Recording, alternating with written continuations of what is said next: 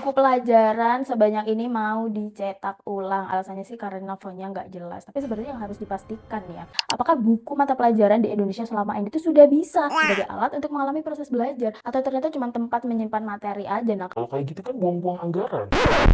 coba deh kita belajar sama 3 negara ini yang sistem pendidikannya itu bagus banget. Coba kita belajar ke Finlandia. Dia itu buku pelajarannya itu pendekatannya pakai fenomena based learning. Jadi berangkat dari fenomena yang itu dihubungkan sama materi-materi yang ada di buku itu. Jadi misal kalau pelajarannya IPA, kalau buku biasanya itu isinya materi, penjelasan, contoh, terus ke soal. Kalau di Finlandia itu berdasarkan fenomena, pertanyaan yang akhirnya cari tahu, terus dihubungkan ke konsep atau ke teorinya, disimpulkan terus direfleksikan. Jadi bukunya itu mengandung berbagai stimulus untuk menciptakan proses belajar berbasis fenomena langsung. Terus coba deh kita belajar ke Australia. Di sana itu buku selalu diawali dengan pertanyaan, masalah, bukan jawaban. Jadi kalau misalkan bab 1 itu dimulai dari masalah. Pernah nggak sih kalian berpikir kenapa hujan bisa turun? Dan siswanya itu berangkat dari berbagai skenario. Pertanyaan, masalah, kemudian menyelidiki. Jadi bukunya itu mengandung stimulus-stimulus yang membuat siswanya itu akhirnya menganalisis gitu. Jadi setiap bab itu selalu punya satu big question. Sebenarnya di Indonesia sendiri untuk buku pelajarannya tuh sudah punya standar yang cukup jelas. Dinilai dari isi, bahasa, penyajian, dan kegrafikan. Cuman kan pertanyaannya isinya, stimulus yang bisa diciptakan dari buku ajar itu. Dan bagaimana juga kita untuk mengadakan pelatihan untuk semua guru, bagaimana menyampaikan buku pelajaran yang isinya tuh sudah mengandung stimulus-stimulus itu untuk dikomunikasikan dengan siswa. Bagaimana cara penerapannya? Menurut aku sih itu kayaknya lebih penting untuk dipertimbangkan ya. Kalau misalkan kita ngomongin soal efisiensi anggaran, menurut kalian kayaknya gebrakan baru apa nih untuk pendidikan di Indonesia yang lebih worth it gitu?